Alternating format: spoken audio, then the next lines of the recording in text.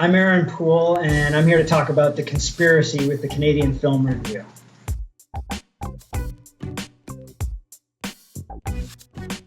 Tell the audience what this is about or the premise. If I tell it, I'm afraid I'll spoil it. So you Okay. tell it. Okay, all right. So The Conspiracy is about two documentary filmmakers that do a profile of like a placard-waving conspiracy theorist. And when he disappears, they decide to follow up on his investigations, and they begin to uncover an ancient secret society. And where did you get the idea for the film? Is it now what category do you put it under? Well, we actually, Chris McBride came up with the idea for The Conspiracy. It's fresh out of his twisted mind. And we had kind of devised it as a mockumentary, found footage, political thriller. But the way the festival audiences have received it is almost as a horror. You know, I don't want to give away anything, but the level of tension that it peaks at is, I guess, equal to a lot.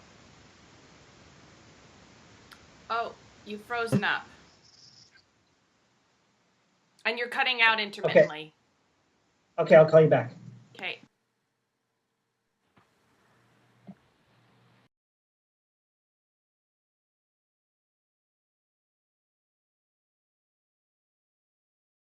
So, first of all, who am I speaking to? You're talking to Aaron Poole about The Conspiracy, and this is the Canadian Film Review. Nice. So tell me, where are you, Aaron? A little while back, I actually managed to get some land in Costa Rica on the Pacific coast. So I am midway down in that country on the western shore. Yeah. And this has to do with the movie The Conspiracy, right? That's correct. I'm talking to you about that film that I was a part of. And audiences have had a really interesting reaction to it compared to what you kind of perceived they would. Tell me a little bit more about that. Well, The Conspiracy was originally conceived as a documentary, mockumentary with elements of found footage, but a political thriller. And it's funny that when it is in front of an audience, the level of paranoia that it reaches has made it qualify as a horror. So horror audiences have fully embraced this film and have been anticipating its theatrical release, which is coming July 19th in Canada, but starting at the end of August, it will be seen in the States as well. Oh, nice. So in Canada, July 19th, is it, where is it playing at, basically? It's starting at the Carlton Cinema, where Canadian films go to die, July 19th. But it's a fitting beginning for something that is as paranoid as our mockumentary. It's going on to 9 other cities after that in Canada, but then it's being released in sort of the 5 major centers in the States at the end of August. August 18th, or rather, August 8th, The Conspiracy can be found on iTunes around North America. So tell me about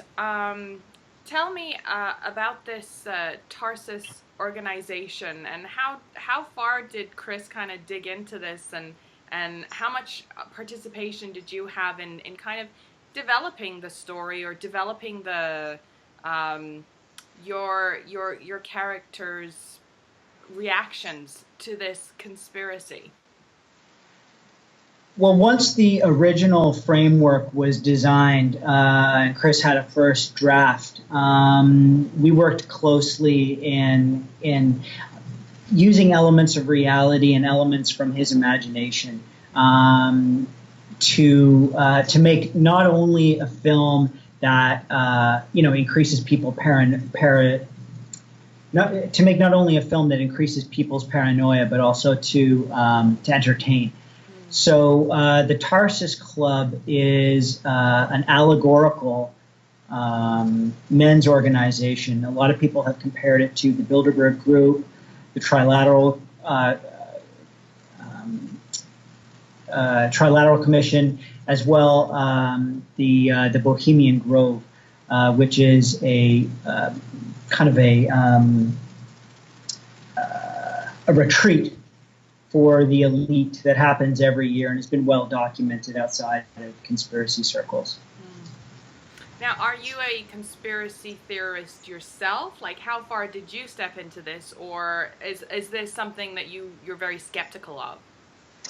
Well, I think I'm not a conspiracy theorist myself in that I'll believe anything that comes across, and I don't live in paranoia, but I definitely notice there are smart questions that aren't answered publicly.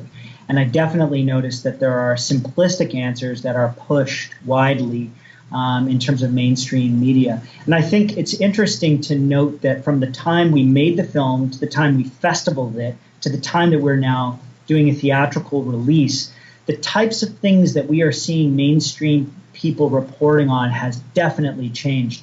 If you had asked anybody 6 months ago, do you think the NSA is gathering information on the level that we have now learned it has, they would have thought that you were a nut bar, a conspiracy theorist. So it's really interesting to note that a lot of the stuff that is contained in the film is now widely received as fact.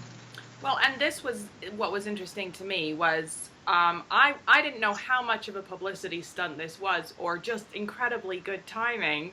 But this whole Snowden situation it just seems to land perfectly within your conspiracy, movie. And I was like, is this, this seems quite serendipitous, because I agree with you to a certain extent. People begin with saying that I felt like it was a general knowledge, like we kind of all assumed we were being spied on, but he kind of made it true, he kind of corroborated. Yeah.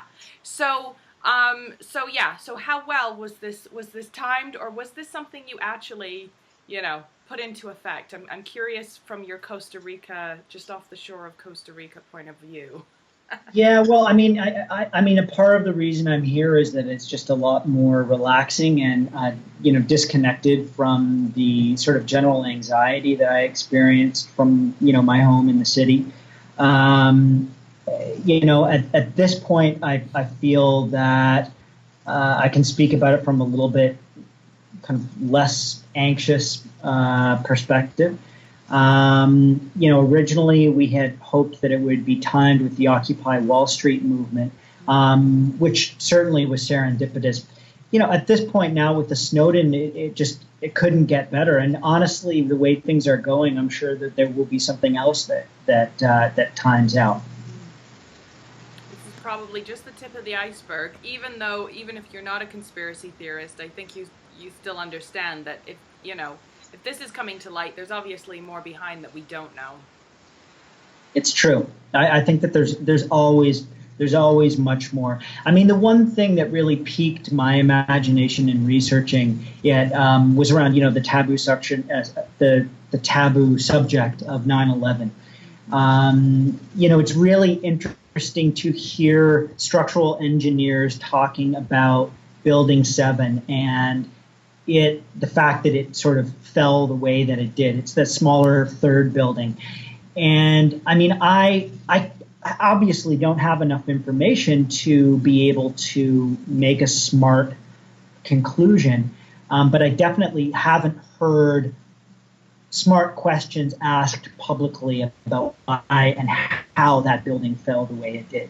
So that's one example of the paranoia that and strong curiosity that still lives in me. I think Terrence says at the beginning of the movie, it's easy to turn you into me, but you don't want to be me. You know what I mean? And yeah. Your character particularly jumps into that rabbit hole and follows it. Kind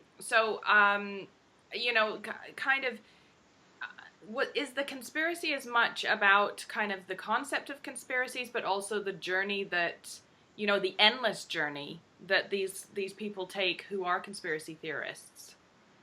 I think the film definitely asks who is controlling the information, and how can we trust that our version of reality is the full available experience, or is it being fed to us by a human organization? Can we trust our own senses?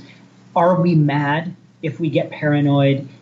And so the film itself is made to have us doubt our experience. How can audiences connect with the film? It's coming out July 19th at the Carlton, and then it's going across Canada. But do you have a website, Twitter? How can audiences connect?